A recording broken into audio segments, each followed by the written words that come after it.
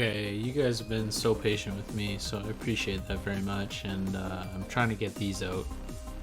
The weekly matches, these ones take quite a bit longer, so bear with me on those. But yeah, this is gonna be week 4. I'm skipping week 3. It's too much for me to catch up on. I'm gonna do week 4 and 5 though, so yeah, hopefully I can get the rest of the weeks consecutively. I did make a whole bunch of draft analysis videos in my day off the other day, so those will be coming out a little bit more consistently now since I got a bunch made. But keep in mind, like I said, they're a little bit less in depth since I'm having issues with my hands. But yeah, let's roll into week 4. The first match we have Norman Yag Synagomes, who is no longer in our draft anymore, unfortunately. Christian did pick up his team. Thank you so much, Christian. I really appreciate that. Norman was doing okay. He's only got 8 months, so it's really hard when the opponent has much more than 8 months and they can just really build perfectly to your team. No matter how much you mix it up, sometimes it's just it's still manageable to deal with. So and then we have Hasin, which is Are You Sure It's 6 Million? Hasin's in the top 5 right now, I believe. He does have really high differential, so this is a good game for him to get a win. If he does win, this would help him stick at the top of the standing. So in terms of leads, pretty simple. This is 100% a Lando lead. It just deals with everything except Mudsdale. Even then, it lowers Mudsdale's attack. It can set up rocks. It can U-turn away. And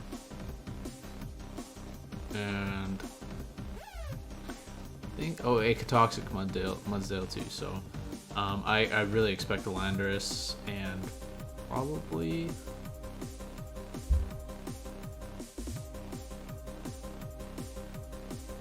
Landorus for sure. But for Sin, I don't really like the Mudsdale lead. I feel like Tornadus comes in. Tornadus does an enormous amount of damage to it. Venusaur does a huge amount of damage to it, and Keldeo does a huge amount of damage to it, and so does Gardevoir. So I don't really like the Mudsdale lead. That's of course if it's not an Assault Vest Mudsdale. Mudsdale actually does have pretty decent special defense and really high HP. Maybe the lead here is Ninetales. Landorus lead is so obvious, so Ninetales isn't that great. I don't know, really tough here. Really tough here. Let's see what they do. Ends up Mudsdale. Gardevoir. Yeah. Although, heavy slam. Yeah, I don't know what Norman was thinking there, staying in and attacking. If you just looked into Mudsdale a little bit, you see that it gets heavy slam. That's an easy Landorus switch. You lower its attack. If it's a Rocky Helmet, it takes chip damage. You set up rocks for free. And not only that, you're letting Mudsdale build its defense, which is not good because it's got body press. And we don't even know if this is like an iron defense set or not yet, right? Sends in Venusaur. That's a fine switch. I honestly would still be going Landorus though. Yeah. Anyways, he sends out Venusaur. This should force the switch anyways. The reason that I don't like the Venusaur here is because it just invites in Hawlucha, it invites in Indeedee, and it invites in Ninetales and Charizard. Yeah, I don't like the Venusaur here. I feel like Landorus would have been a little bit more versatile.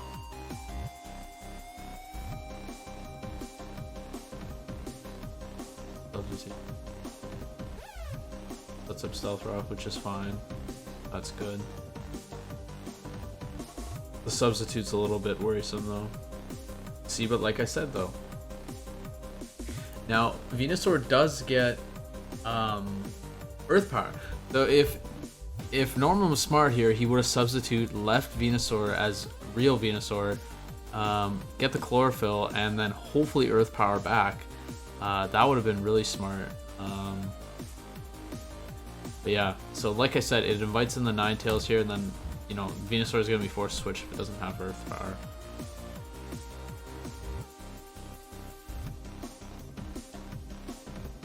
That is Toxic, which is fine. I think in this matchup, Earth Power was really good, but Keldeo gets the nasty plot off. So this is what I'm saying. It invites in Hasin to just do a whole bunch of damage when you make that type of play.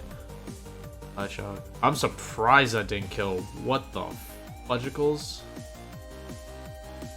Wow. Okay. Wow. Ow, that didn't kill. Yeah, just gonna get the +3 priority. Oh, he's gonna set up. Okay, that's fine. This is pretty easy setup right inside Keldeo's face. Keldeo can do absolutely nothing to this Comfey. This might be game here. Yeah, Comfey's just gonna go oh, this is store power. He has Hoopa. We'll see. Yeah, I would have been going Hoopa right away now. Yeah, sword power. It might be Draining Kiss too, though. We don't know.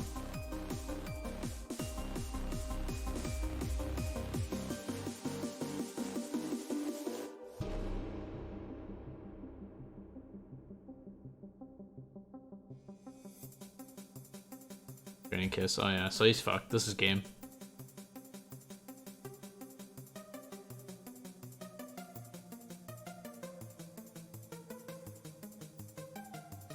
I mean, unless that's Banded Landorus.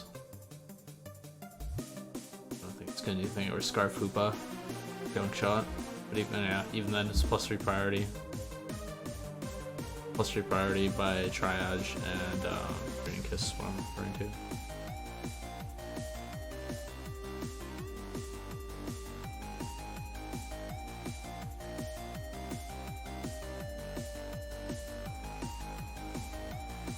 Surprised that's not killing.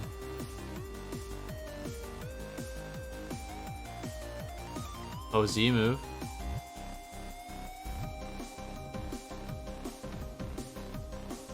I wonder if that was full attack.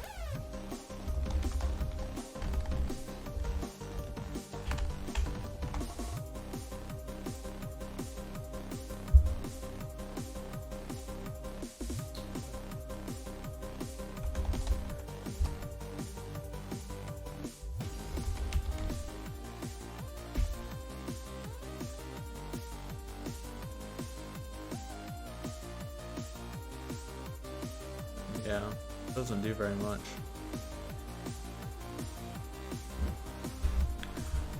Yeah, pretty easy win though for Hasin here. I mean, this is what I'm referring to, you guys. Like, you gotta think about like 2 steps ahead when you're playing. Setting in the Venusaur there just set up his loss. I mean, he let Ninetales come in for free. Ninetales gets KO'd by Keldeo. Comfey comes in on Keldeo for free. Keldeo does absolutely nothing and just sets up for free. I mean, this is... In that circumstance, you just switch out Keldeo right away. I mean, it sucks, but you switch out Keldeo right away. You know setup's coming, especially when he has other things to deal with Keldeo.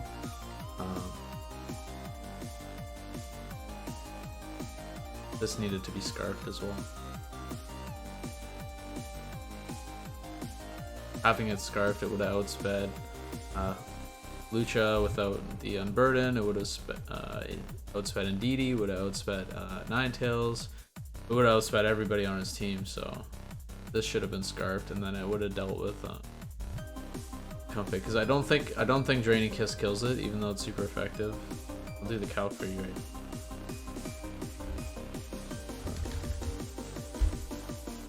So Gunk Shot obliterates it, yeah.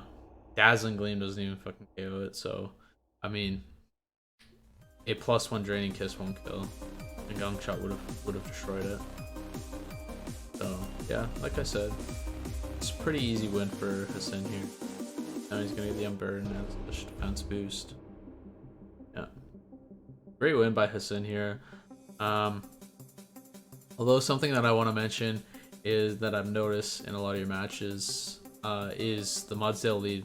It's a little bit obvious, making it very easy to for the opponent to set up an offensive lead. So switching up your lead might be good. Now Norman obviously wasn't like paying attention to that, but something to note going forward. But yeah, great win here.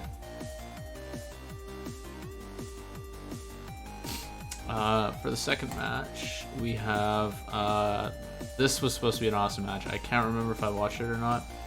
This was Jace, PKS Blaze, and Scotty, PKS Itchy Eyes, both at the top of the pack. I believe Scotty dropped a bit though.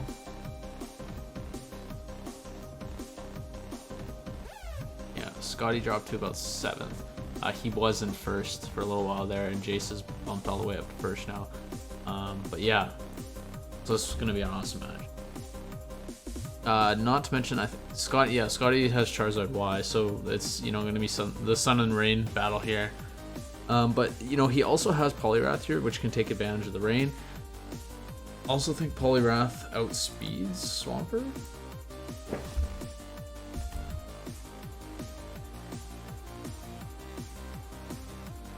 Dolly. Oh, I think they speed tie. If the Swampert's out. Nope. Yeah, they speed tie.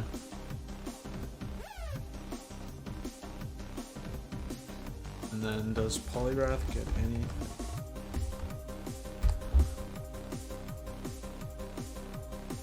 Probably gets Grass Knot, which would do a lot. Doesn't get Grass Knot, just wild. Basically every Pokemon this thing gets Grass Knot. But he has good enough special attack that he could maybe run Hidden Power Grass. Scald would be nice too. Yeah, Scald would probably work just because you'd be making him fear the burn. But yeah, so for the leads here. Ooh, this is a really easy Zapdos lead or Murkrow lead or Pelipper lead. Any of his flying types, they're just really good this match. Funny thing to note here, a Spexed Pelipper would absolutely crush this team that he has right here. Interesting to note. But yeah, this should be a really easy Murkrow, Pelipper, Zapdos lead. Jace seems to like Zapdos lead, so I'm gonna expect that. Ambipom is totally viable too if you want to fake out Flinch or Scout or something like that, but I think the Zapdos lead is the scariest. Maybe the Murkrow with Prankster, but yeah. As for Scotty, maybe Jirachi, Chinchino. I don't really like leading Chinchino because if Zapdos has static, you kind of screw yourself with the getting paralyzed. But Jirachi and Scissor don't care too much about the paralyze. So I feel like those two might be the best to do it. Although Zapdos does carry Heat Wave, so Scissor's lead might be bad. Not to mention if he leads Goodra, then you have Flamethrower. I think Jirachi is the best lead though. Yeah, that's what I'm gonna settle on. Jirachi. I mean Chinchino if you're not really worried about the static. It leads Charizard. Really ballsy to lead Charizard, man. Really ballsy. I don't think Ambipom. Oh, but the fake out, yeah. It leads Ambipom, which is totally fine. Like I said, Ambipom's. If you want the fake out chip, that's fine. And he forced Scotty to switch out Charizard here, which that was a really ballsy play. Thank God Jace called him out on that. Sorry about the mouse going all crazy. Rene.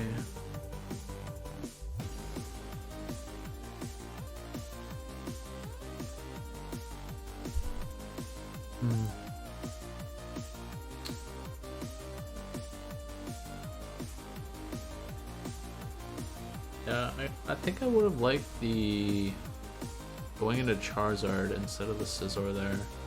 U-turn was definitely coming from Ambipom, and you would put Jace in a position to take, a big He would have forced him to either switch into Pelipper or have somebody take a really enormous hit. It would have probably been Gudra coming in anyway to take the Fire Blast or Flamethrower, but goes into Hatterene again. Fire Blast.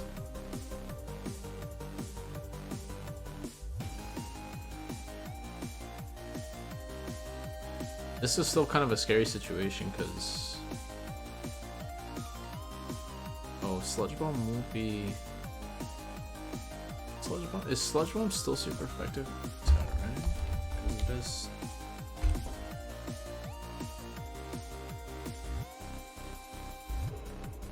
Yeah, it still is. So that's something he's gotta go for.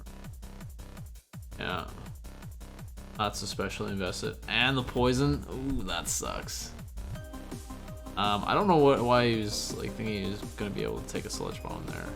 Definitely would have counted that. He could at least got some damage on Gudra, because now he's in a position right now where Gudra does a lot of work on his team. He's got Fire Blast.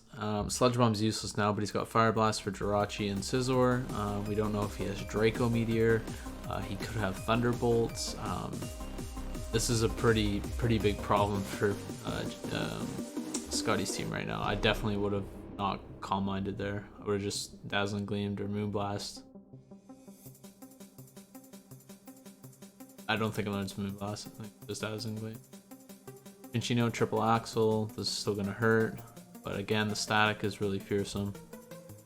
Yeah, see, this is why I don't like that. Because Cinccino speed ties with Ambipom, outspeeds the rest of his team, minus Prankster and Swampert behind Rain. Now this is probably gonna KO'd. Yeah. Man, Zapdos hits hard. Jace uses Zapdos so well. Yeah, you just KO the Zapdos here. Jace should be smart, yeah. Okay, he's got max speed and he got the speed tie. That sucks for Scotty. Wow, that sucks. He got the speed tie. Unless Scotty's not running full speed EVs, which I don't know why he wouldn't. Damn.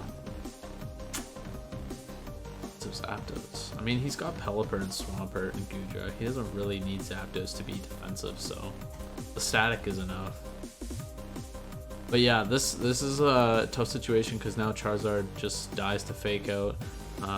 You know, Prankster is a big problem for it too. Albert comes in. Nice. Should be electric. I'm surprised Jace didn't expect that. I mean,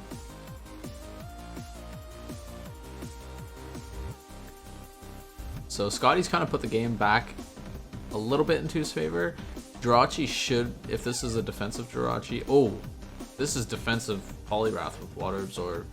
This is an easy switch into Poliwrath here. Definitely don't get rid of Charizard here.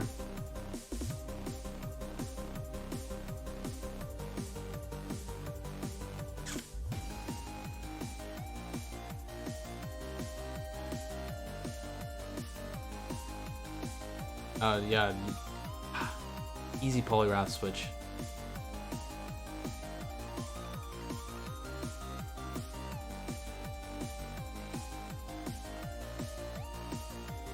Definitely not defensive.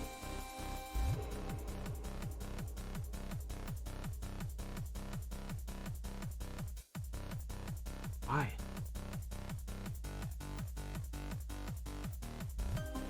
Maybe he thought he was gonna go first because he was gonna speed tie, but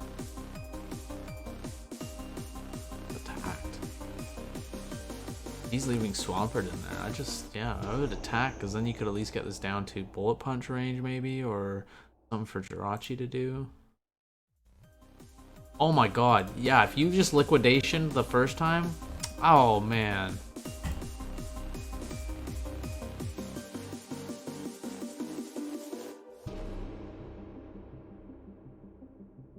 Won't be in Bullet Punch range.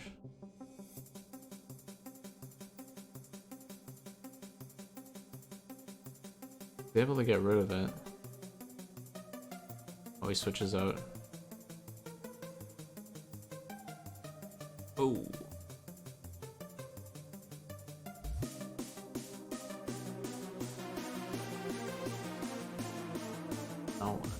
This looks like Scotty might have this because the Jirachi.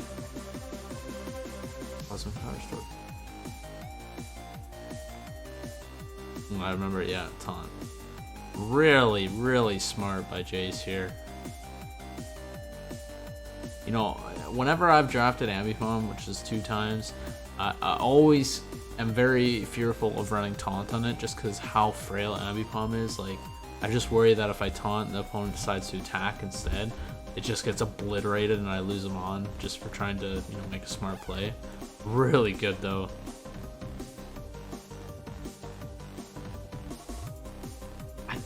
I stay in. Just switch into your scissor. You needed just 1 cosmic power. Oh, this Gutra is so thick though. Oh my gosh. Yeah.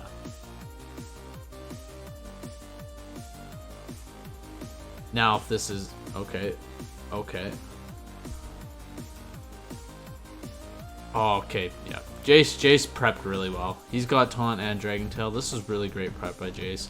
Jace has got this in the bag now. I mean, Scotty could get lucky and get some crits or something like that, but Dragon Tail and taunt, Scotty shouldn't be able to get past that.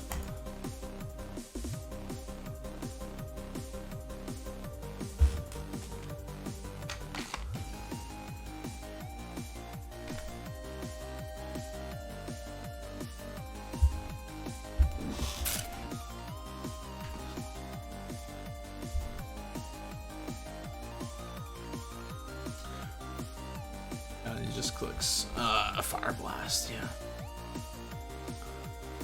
Great win by Jace there, really good prep. See, the thing is Jace, so like sometimes when you get into these battles with good players, it's about who's gonna make the mistakes, and in this match I don't think Jace really made any mistakes at all.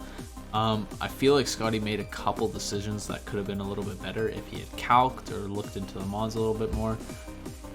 But that is how Pokemon works, so great win by Jace there. Not a bad loss for Scotty. I mean, it's only a -3, so nothing to worry about. He's still in the playoff run.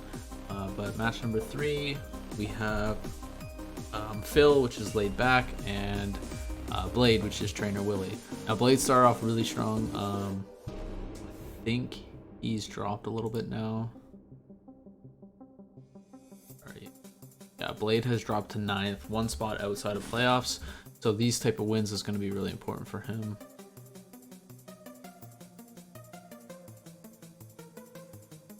I didn't check the leads, but Sandakan is a totally fine lead. I mean, it deals with everything except the Volcanion there, and Volcanion doesn't really want to lead.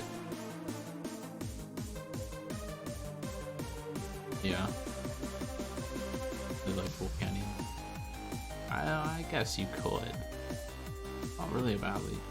I don't know how I feel about the Sceptile lead. Yeah, I don't really like the Sceptile lead, but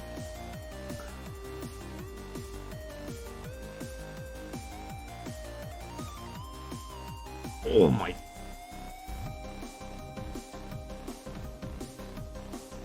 Okay, so he switched in on the Swords Dance, and then this is Scarf Duraludon. Blade, you get, okay, like I've battled with Blade and seen Blade from another draft league, and just the amount of improvement that he's made is massive. I mean, Blade still kind of has a weird team, but his sets are a lot better. I think Blade was the player in NCPL last time that was very copy paste. Can't quite recall. Don't take any offense to that. That's just, you know, some people who are uncertain on how to make sets yet. That's kind of what they do. I mean, I used to do it too. But I believe that's what it was like before. And I feel like you're building these teams and catering them to your matchup a lot better now. So really great Scarf Duraludon there. That also outspeeds Gengar. That outspeed the rest of the team except Regieleki, so that's freaking awesome that you got rid of Sceptile right away. Metagross comes in. Damn, that still does a lot of damage. Gets the glare off. Metagross doesn't care too much about it, but gets a crit.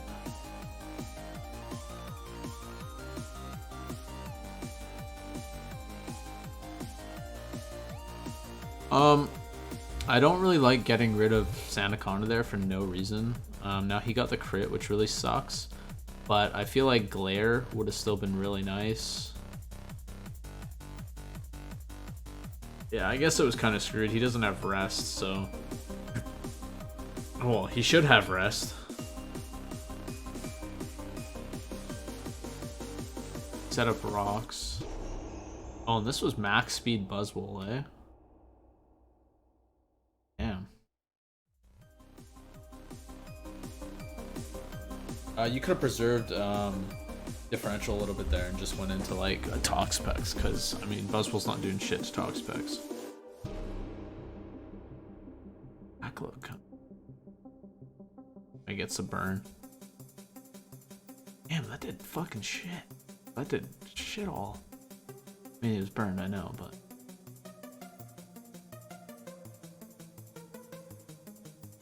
I don't really like the burn on Buzzwole. I would prefer the toxic, but. Well, he's just setting everything up here, and he's setting up the whole dang thing.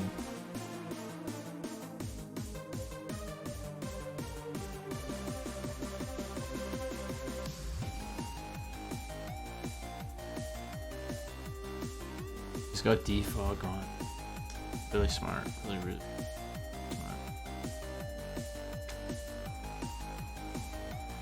That sucks. I don't know if I really like bringing the Inteleon, considering Volcanion just completely walls what Inteleon wants to do. I think he probably could have brought somebody else. Anyways, Scarf Duraludon comes in, forces out the Volcanion.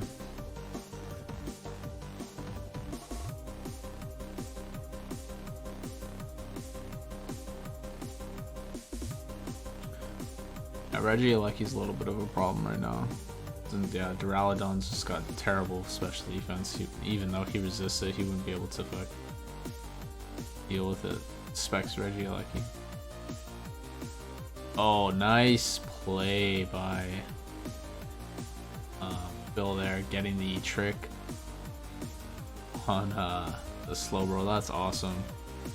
That just crushes Slowbro on what he wants to do. I mean, he's basically got to click Future Sight and switch out now.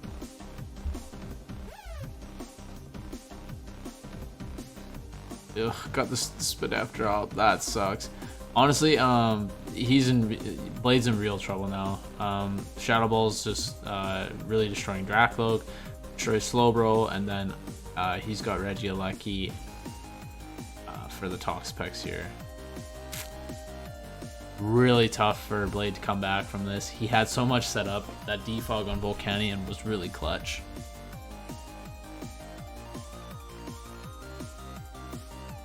Oh, interesting. Well, that has to be Vest. It's gotta be Vest. That's so bulky.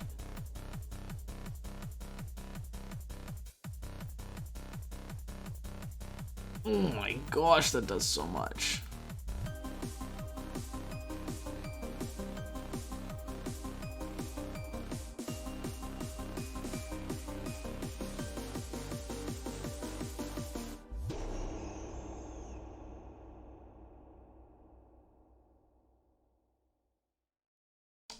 Yeah, now he just Shadow Balls for free. So Shadow Ball, boom. And yeah, he's probably gonna have to switch in Regieleki here. Unless he's got Thunderbolt on Gengar. Yeah, you just switch in Regieleki and just Eagle. He's gotta get like 3 protects here or something.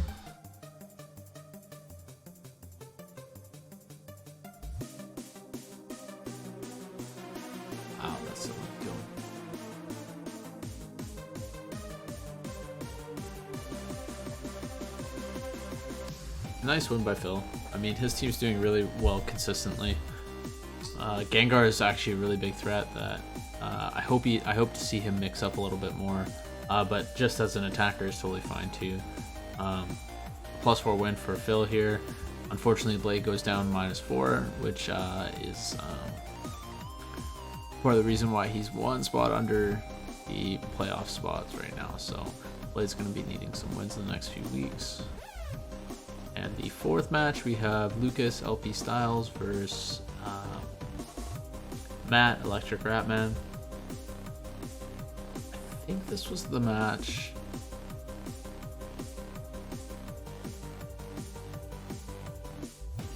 I don't remember. I helped Matt with one of the matches. I can't remember which one. But anyways, Matt has been getting more consistent with his movesets and his team building, so I hope that shows in this match. The same exact thing goes for Lucas. He's been noticing the draft style of meta and how to play draft a little bit more, and you're seeing that in his play style a lot. So I really like seeing both of these guys improve. Unfortunately, one of them has to come out the winner and the other has to come out the loser. So.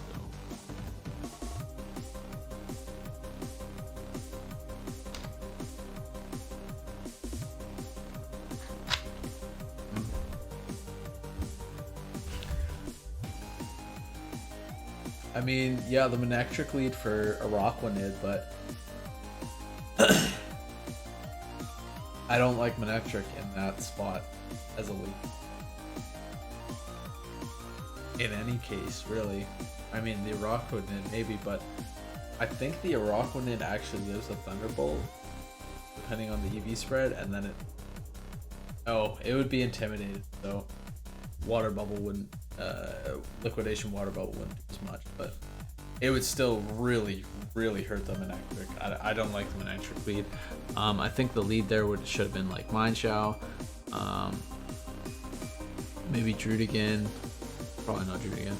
Mindshao for sure. I mean, Mindshao does well against Piloswine, Diancie, Magneton, Bronzong, and he can U-turn out on, you know, Araquanid and just switch out if it's Latias, since he has good switches for both of those and Klefki, right? So, and Drudigan for the Araquanid.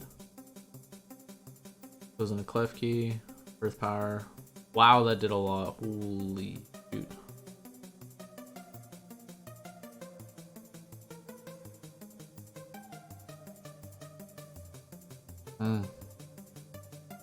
I don't think there's any point in switching there. I would have just Earth Powered. I mean, I see you wanted to get the trap, but like if Lucas just switched out there, you wouldn't have got the trap, and then Magneton would have been in. If you just Earth Powered there, you would put Klefki in KO range. I definitely think just staying in and Earth Powering is the way. Lucas doesn't have any Levitators, so Earth Power is totally fine. And it's not like Klefki's going to do anything back to Diancie. I mean, it could foul play and do a little bit of damage, but Diancie's really not like super amazing in this matchup. Gets outsped by Greninja, can deal with Drudigan, and can deal with Mindshao, but I mean, I wouldn't say it's detrimental to the match.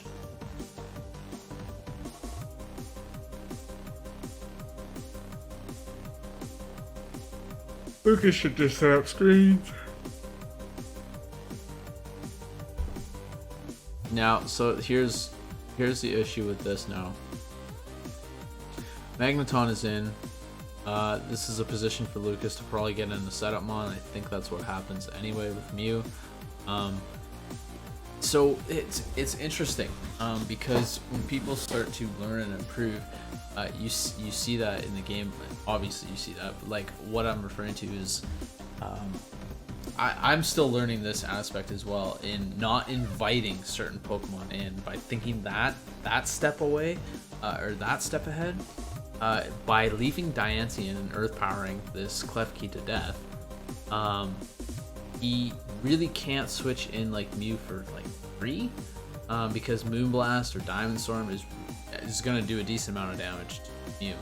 Whereas now he's got the screens up, and Magneton's in, and Magneton ain't going to do nothing to Mew. Not to mention, if this is not a Scarf Magneton, Mew's going to outspeed it and be able to Cosmic Power, which would have not been able to work with Diancie because it wouldn't have been able to get the Cosmic Power off. Now, I still think the same outcome probably would have happened with the anti. I just think it wouldn't have been as bad. He might have been able to deal with it to some extent. You know, switch in Pilot Swine, get into Toxic. I mean, he can do the same thing with Magneton here, but basically what's happening is it's going to allow this Mew to come in and get a free Cosmic Power. Yeah. Oh, Thunder Wave. Okay, that's good. I think I would have preferred Toxic.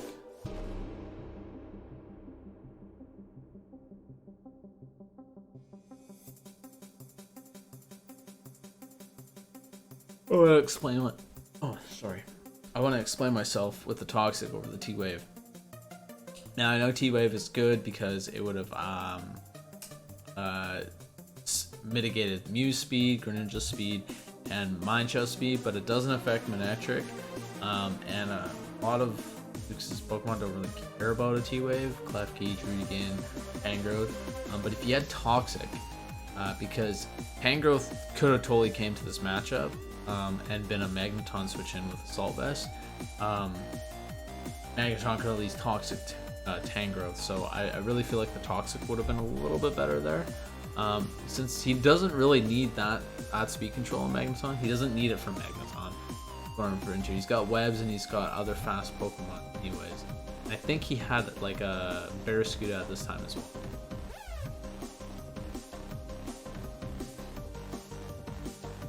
Yeah, so he would have had to get paired like 5 times there. This should be game, I believe.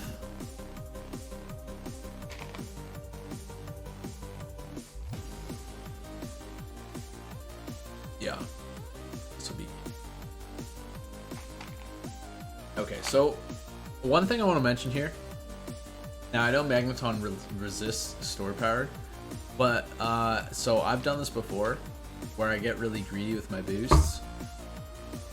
At +2 or +3, just start Store Powering. I mean, if he gets a crit there for whatever reason while you were like low on health, I mean, you just put yourself back in the backseat there. I would have just got rid of the Magneton, rested, Sleep Talk after the 2, because nothing else is really going to do any damage to you. Doesn't have any... Oh, I guess the best thing would have been Leech Life on Brock with it. I don't think that still would have made a big difference. Yeah, if he gets critted or parried, like when he was that low, like he's already like having a little bit of an issue right now. You just need to Store Power. It's the Sleep Talk Cosmic Power, which is fine. Now he needs to Store Power.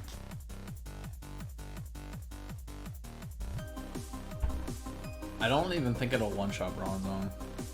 Doesn't even one-shot Rockman, that's crazy. Oh, okay, that's super GG now.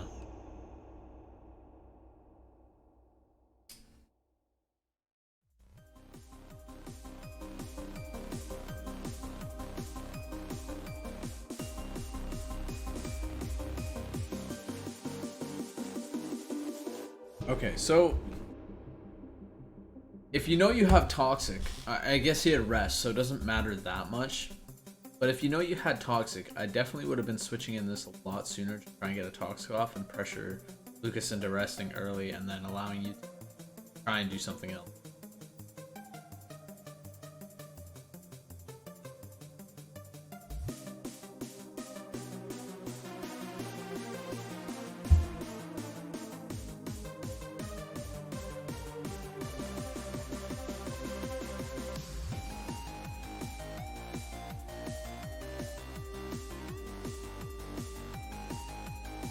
Oh my god.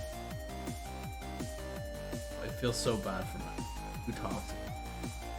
Not that it would have made a huge difference, but man, that's just like a kick in the nuts when you're down. Why is Lucas using Rest? Just stored power. Jesus, the game's over. Man, if this was me on the other side, I would have already left. And then Calvin in NCPL would have been before the rule came out. He was like, why did you leave the match? Fun fact, I helped develop that rule. Not like because I actually made input about it, but well, I kind of made input about it, but like, similar situation. I was just like, the match was being prolonged for no reason, I felt anyways, and I ended up just leaving, and it was a big no-no at the time. Made this big hoo-ha about it, but yeah, I don't know why Lucas is pressing right now. He just literally, all you need to do is click sword power. He's got no dark types. Now he's got to deal with this.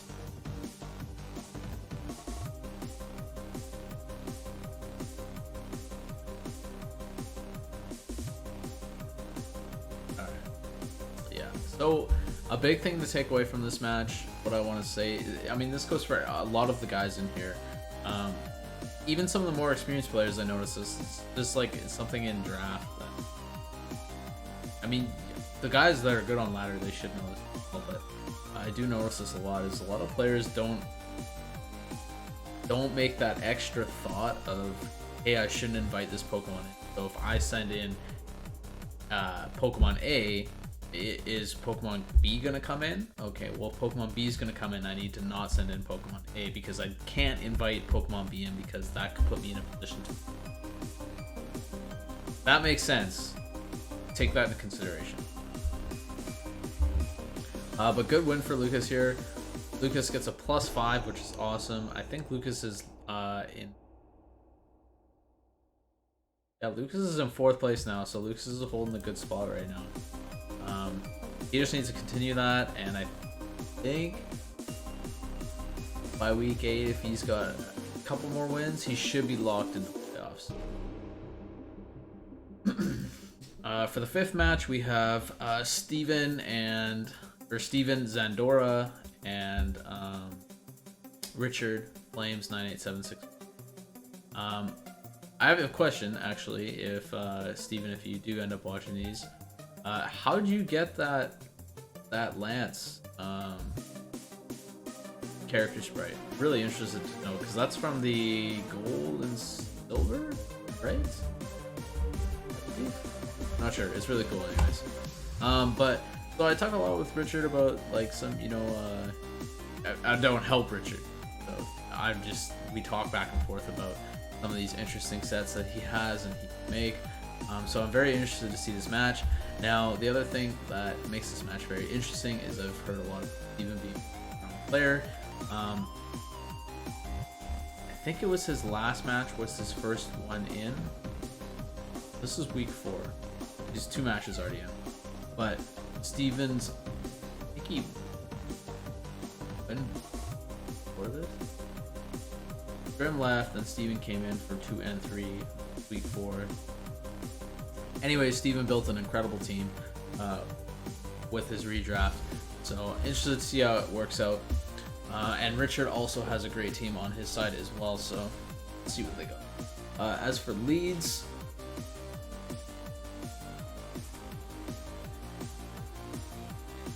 I think Jarrod is actually a really good lead here. Jarrod box on this. Close combat. Ooh, I don't think U-turn's super effective. Power Whip, just U-turns out. U-turn, or Darkest Lariat. Close combat, or U-turn. And he outspeeds all of them. Outspeeds every single one. And for Richard, Esprit or Electros, I think are the best leads that are a little bit offensive, but Scout as well.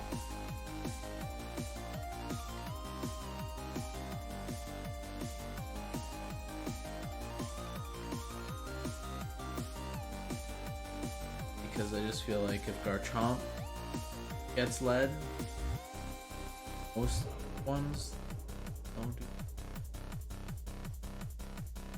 Sorry, I'm just. Anyways, let's see the match here. So these Mesprit, which is, you know, what I was thinking, because Mesprit has a plethora of coverage. It's got Levitate, so it's going to deal with Garchomp with Ice Beam as well. And it can scout. It's bulky enough to scout, see what Steven's running on his team, see what his lead is, see how he's wanting to play. Steven leads Mega Gardevoir. On. Yeah. I mean, he's got Registeel and Crocodile, so I wouldn't have expected like a Stealth Rocks or anything like that. I don't know. Steven was expecting setup or something like that. But I would have expected Rocks on these two over Mesprit. I feel like in this matchup, Mesprit with 4 attacks or 3 attacks and U-turn is a little bit better. That was a perfect opportunity for him to just click Hyper Voice and just obliterate something besides Registeel.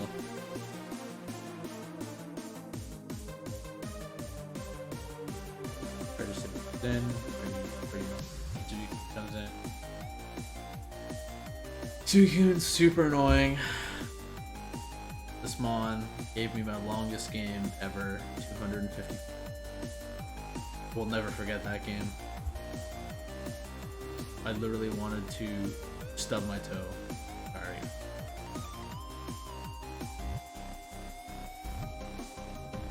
I don't know what Suicune was gonna do there. I mean, he could have just set up Skull, like Calm Skull. No point in showing that. Rude comes in fear of the close combat. Switches into Finny. Back into Chestnut. Damn, that did a lot though. So an interesting thing here is Rude outspeeds the whole team, so Steven probably could have just been banned. That's what it is, not sure. Man, that did a lot. Rocky helmet, Chestnut.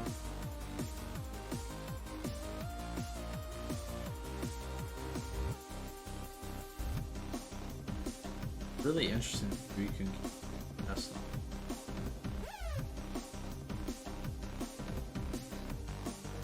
Here we go.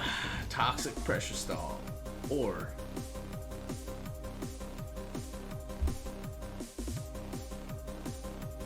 but he, oh wait, no.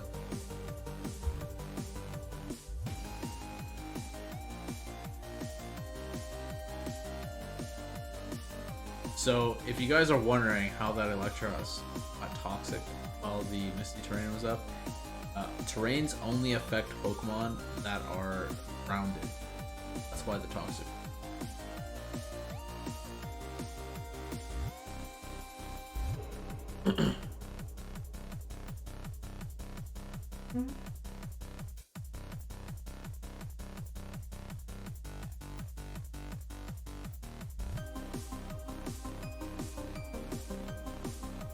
Yeah, so Zarude's just like really good in this matchup. It can come in a lot, it's super bulky. It deals with a lot of these Pokemon. Combat. Okay, he's playing his game. Now the Rocky helmet on Chestnut here is really slowing down this.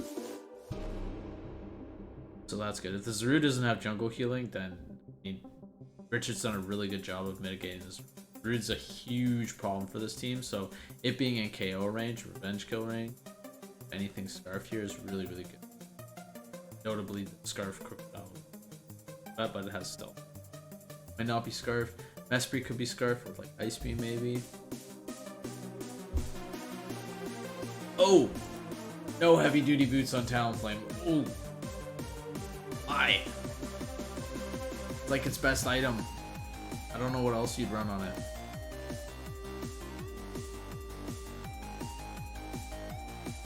What the heck? You already saw that it had Rock Slide. Why did you do that?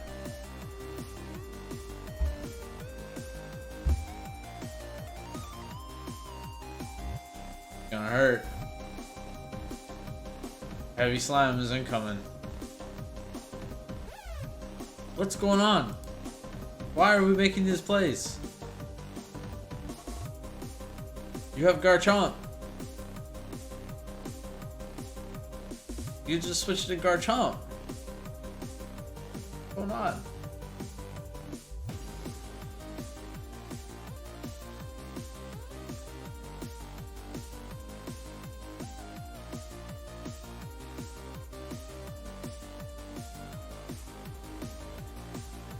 the 1% was super good for if he used a scale shot, that would be good. Man, this chestnut is bulky. Toxic, really great prep there.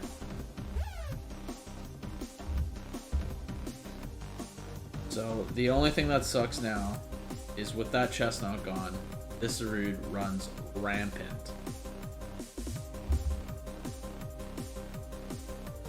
Esprit should come in. Or Finny.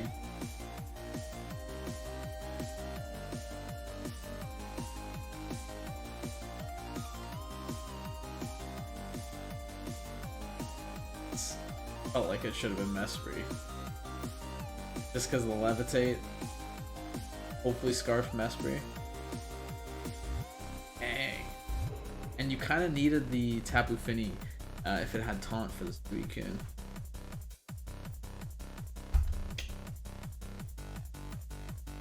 Stevens brought the match back with +2 Garchomp. Esprit should have come first. Now I can just go rage. Bad.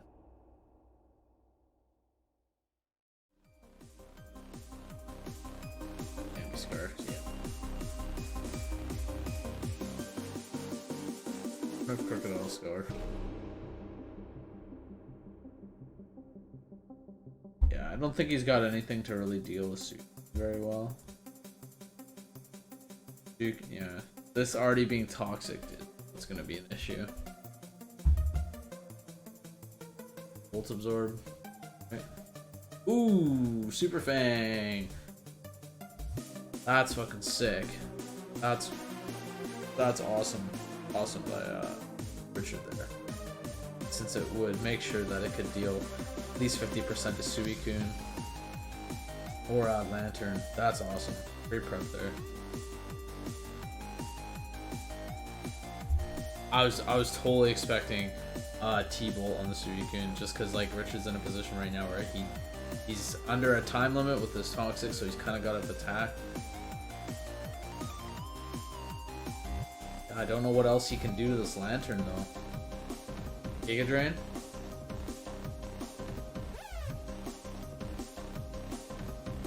Up, ugh. Yo, you had to know there was Volt Absorb there. Had to know. You knew that, Richard. He's got nothing for this Lantern, so we can.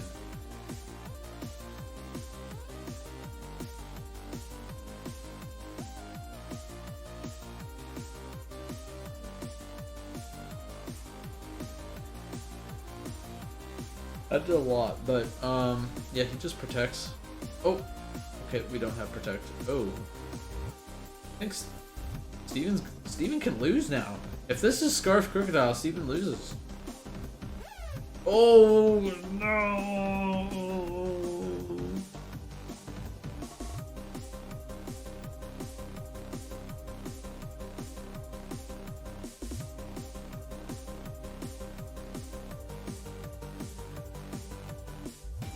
Okay, what is it? What is it?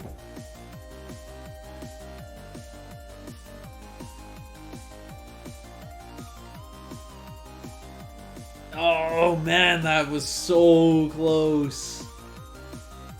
Oh man, that was so close. So my question here is like, what did Richard have for Jarrod? What did he think? Was Jarrod not gonna come? I mean, he had Chestnut as an answer for Jarrod, but like, what did you have to deal with it offensively? Is the question, because it outspeeds the rest of your team and can turn around. The Rocky Helmet did do a lot of work to it. Wow, really close match. Really good plays by both these players. Really good prep. Steven did a really awesome job of preserving this route. So this is a really good point for you guys that are watching this entire thing that I want to make is, so Steven recognized how good Jarrod was in this match and he saved Jarrod. That is preserving a win con. That is recognizing your win con and what's going to do well in the match. So something that, like, you know, I would talk with a couple guys that are in the draft already. You can't just like attack with your mon until it dies and just like attack with the next one and then the next one. This is a really good example of knowing the matchup and knowing what you need for the matchup. So really great job by Steven there. Super close for Richard. Such a good player. I'm so surprised he's not higher up right now. I totally can see him making a big turnaround in the end here. I think he's had a really rough start of the season, like in terms of like a schedule. I think he's had a lot of hard plays. Sometimes that's just how it works. But yeah, moving on to the third to last match, we have Siraj, which is Siraj Dam, and then we have Shoghi, Showtime 303. So Siraj has a little bit of an unconventional team, but I think it's good. I think it has a lot of threatening Pokemon to it that people might not think are super threatening, and if they underestimate it, they can definitely be swept away. And then Shoghi has the double weather, but he didn't bring dual weather this time. He got sand. He drafted Silvally all. He spent a lot of points for that. So, but he's got a very consistent team. His team is very balanced, is how I'd say. So for leads, Hippodon is just an amazing lead here. I mean, it kills everything. If it's got Stone Edge, it just kills everything. I don't think he'd lead anything else. Hippodon's phenomenally there, unless Silvally just a scout. But I really like the Hippodon lead because it'll allow you to break sashes if you know Ash or something. I don't know. As for Siraj,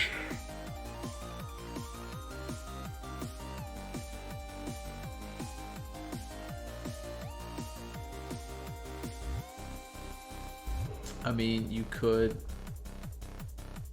go Tapu Koko, get the electric terrain up. If he leads Hippodon, you just U-turn out, you bait the Earthquake, go into Moltres G. But I don't know, I would probably just lead Grimmsnarl, get the screens up, pretty easy, does a lot of damage. Leads Thunder's T. Now, I don't really like that lead. I mean, the Volt Absorb from Tapu Koko, fine. But like, if this is a Spadef Incineroar, it would have done really well against it. Mega Ampharos would have done really well against it. And then you have Grimmsnarl right here. You should just attack. The reason that I would attack first is because I would be I mean, it's got Sludge Bomb.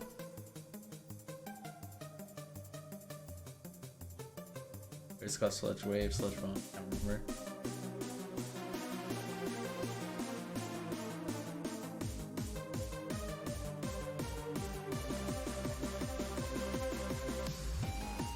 The question is how much does a Sludge Wave do? I think at Oko's without screens. I think he's gonna have that light screen. See, but that's what I was thinking.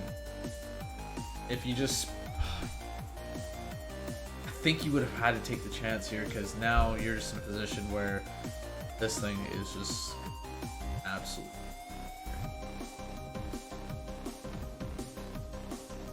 Fudge. Holy shite.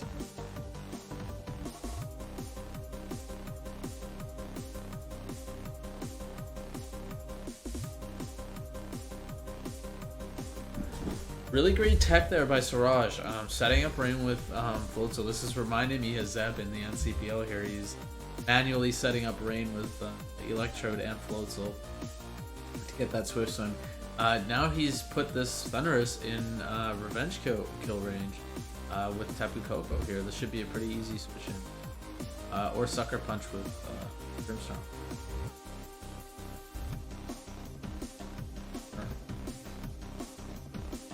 Now, if that was full attack Incineroar, I think that would have been better. Yeah. Oh.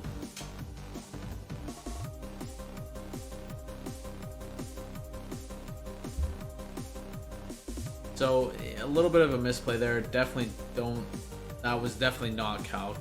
If you're gonna do something like that, just calc it. I feel like that's just your safest option. There's no reason not to calc unless you're on your phone, but even then you can calc them. It's not like the timer's on or anything like that. I just calced it. But if you're not calking, I mean, the safe play there is just switching Tap Coco and Dazzling Game Clean. You know that it's faster, you know KO. That or Sucker Punch with Crimson.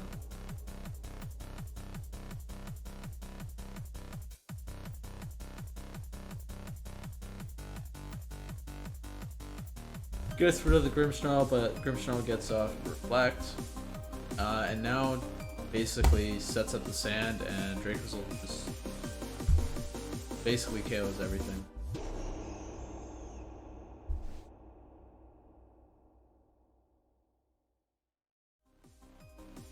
I mean, this Moltres could get like, yeah, it could get that.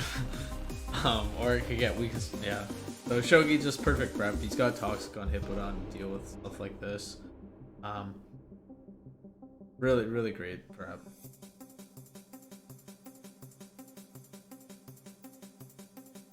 So it's only a matter of time before this goes down. Shoghi's just got to make sure that he's losing too many Pokemon. I definitely would just be going to Heatran right now to preserve your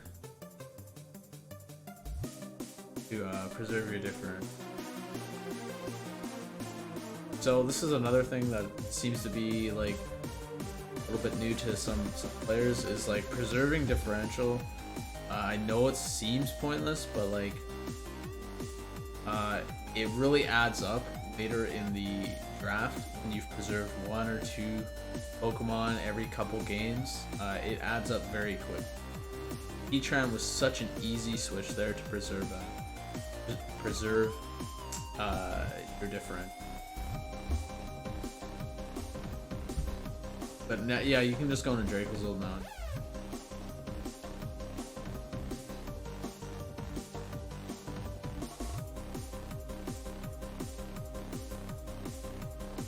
I don't know why not just go into Dracozolt.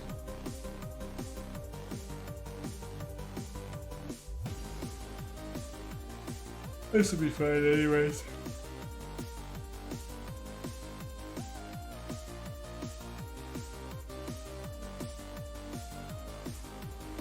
This is why I was mentioning Dracozolt. Yes, it does. Average. You can just switch it to Hippodon. None of these guys have Ice Beam, and Hippodon has enough special defense if you put Eevee Oko with Earthquake.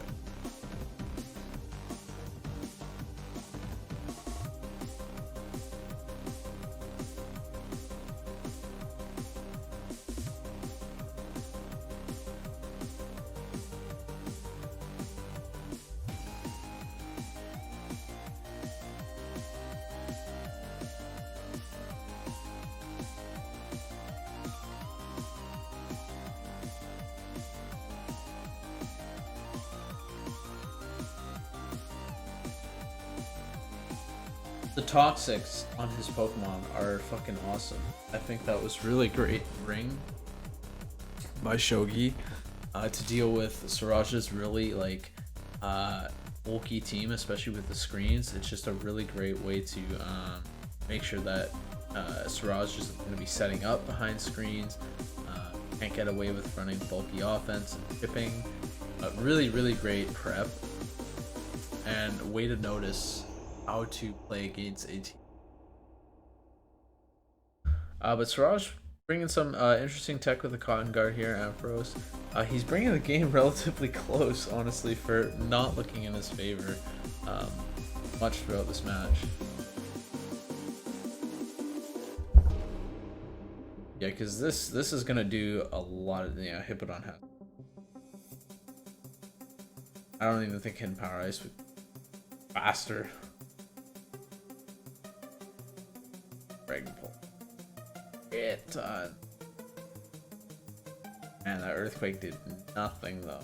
Oh god, if this wasn't toxic, this would just blow through Shoghi's team. Shoghi had to be sweating bullets. Yeah, Yeah, Sand's up now, so Draco's ult's gonna outspeed. But yeah, he can outplay. He got dazzled. No Thunderbolt.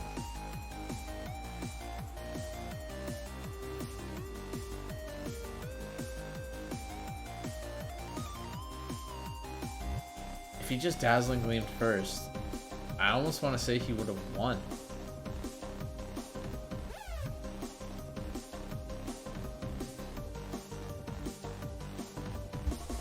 Wow, that match was a lot closer than I thought it would have been. Wow.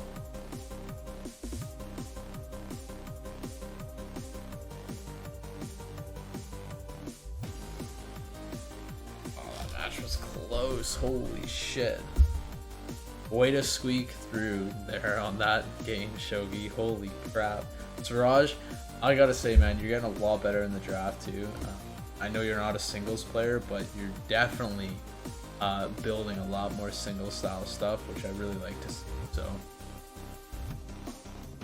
interesting fact on the Mega Ampharos: Cotton Guard, Seismic Toss, Rest, Sleep Talk. That is a set that I ran. I 6-0'd with it. Against Shoghi's team, I think it would have done really well.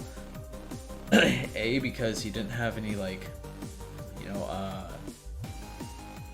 really crazy special attackers. I mean, he had Z Heatran if you do a Z move, but he didn't have any like Stab Ice Beam, Stab Draco Meteors, Stab Fairy move, and he doesn't have any Ghost type. So I think that would have been actually a really good set. The reason I brought that set against the opponent is the opponent couldn't trick me.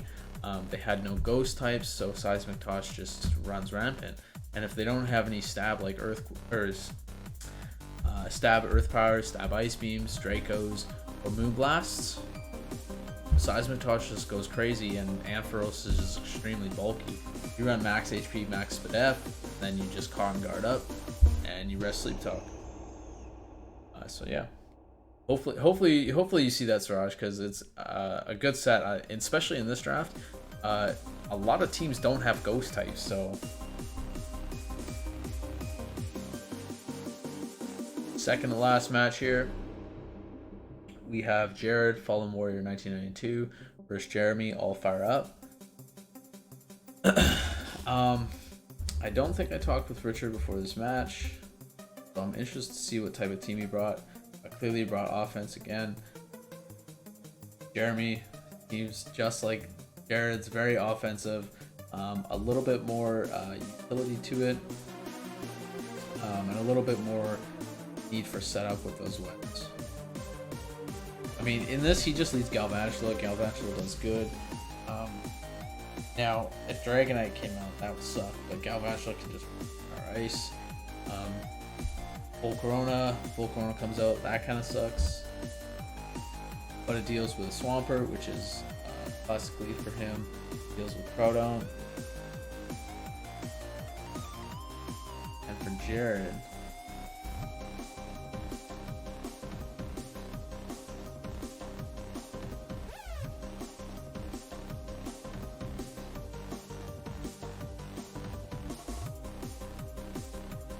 I think I like the Groudon lead.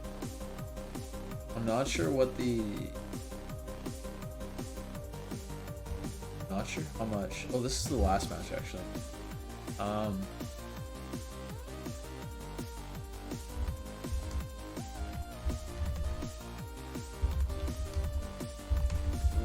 What am I typing right now?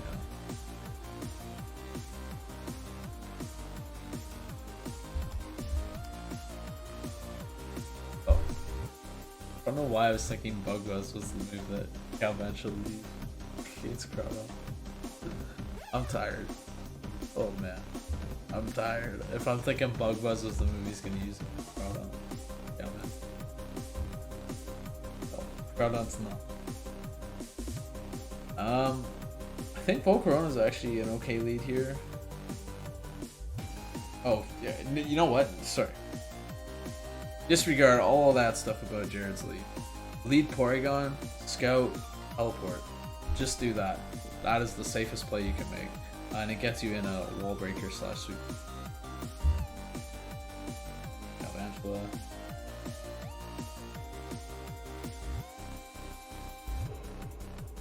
I don't know why you would do that with me.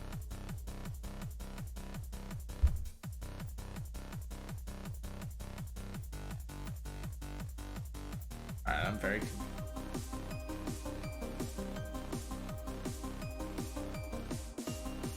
Very confused. This should have been the first play. Before I got out. See that he wants Galvantula, teleport. Do heavy duty boots, full Corona, quiver dance, do some wall breaking.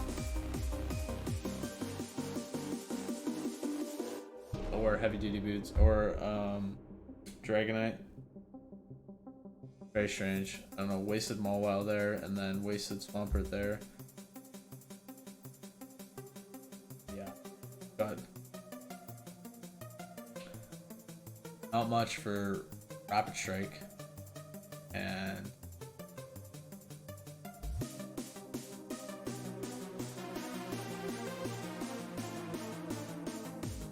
doesn't got much guard chunk.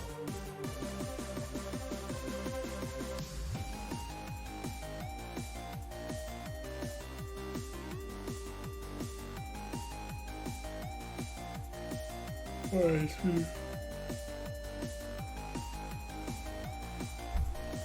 Close combat still won't kill, I just teleport out. But no. Still bulky enough. What the heck? Just teleport.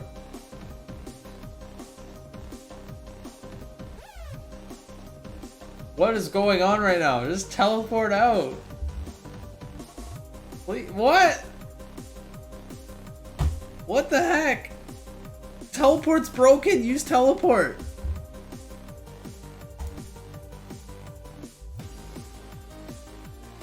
Jeremy's just clicking buttons now. Like, he's allowed to click buttons. He's got sticky webs up and Jarrod's giving him free damage. What the heck's going on? Oh my gosh, man.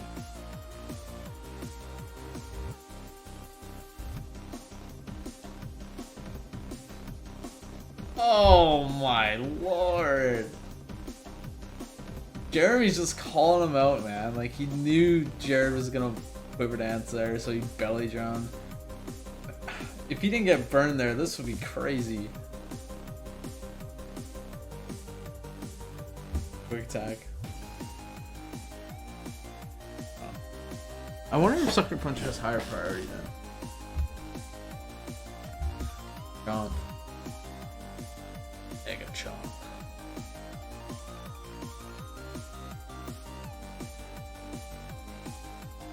I'm surprised he Earthquake there. You know what? Actually, I'm not. The way that Jarrod's playing Earthquake was probably the safe one.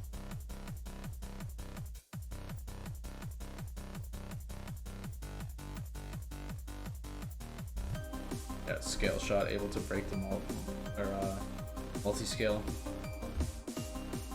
Now it outspeeds as well. Toxel on Dragonite was okay. I definitely. It sucks that it was right in front of Garchomp and took a whole bunch for it.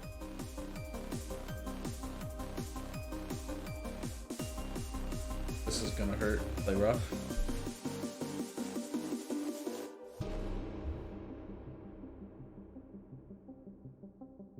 Chomp had a lot of health. Like.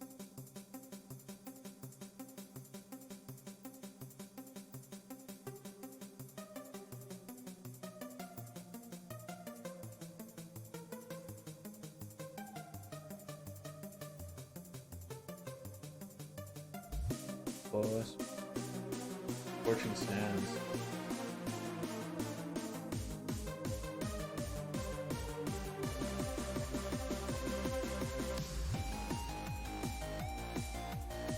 Scorching Sands, that's great.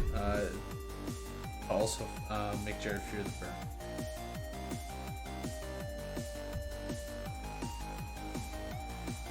That outsped too? That's a special attacking Arcanine. That's fucking. Unless that Dragonite. I mean, that, no, because Arcanine still would have had to have speedy. That's pretty cool. Unless Dragonite was no speedy V's, and it was no naturally.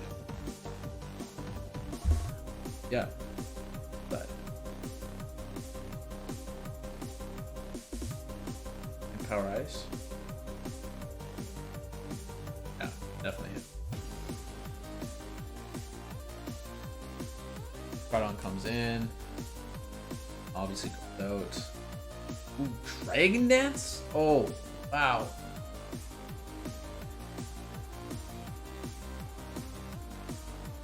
And I just Aqua Jet.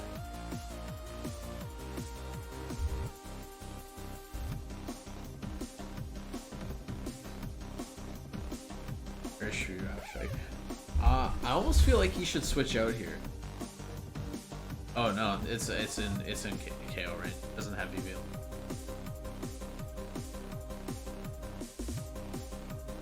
Nice win for Jeremy there. I mean, once the webs just went up, it's like I said in his draft analysis. Once webs go up, he just clicks whatever the fuck you want, and you got to figure out how to deal with the webs.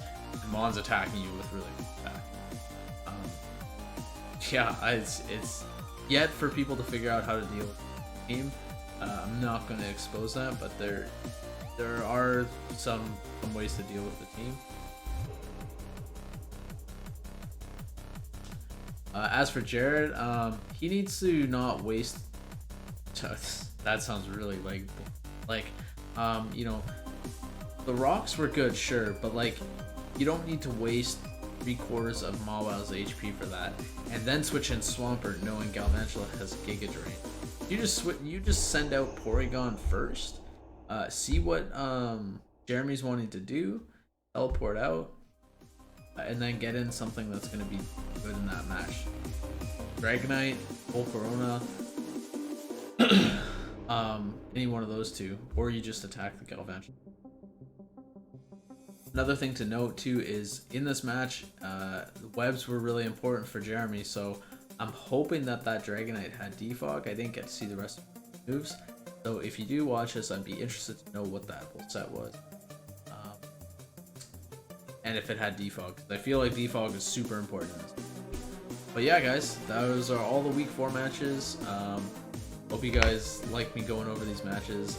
I know they're not like, you know, analyzed to the full like I would with a text paragraph over it, because I'm kind of like watching and enjoying at the same time as like analyzing a little bit. But yeah, like I said, I recorded a bunch of draft analysis videos on my day off the other day, so those will be coming out more consistently. I'm hoping to get, I have 4 recorded, I'm hoping to get 6 done this week, and then that way the rest of the weeks I can do 1 week.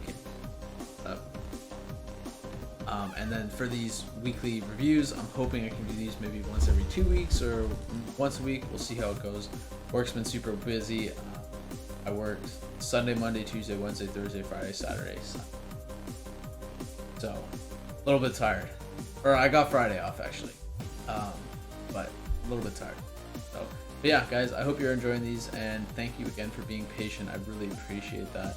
And thank you guys for just getting your matches done and sticking around and dealing with all my, you know, document crap that is getting all messed up in here.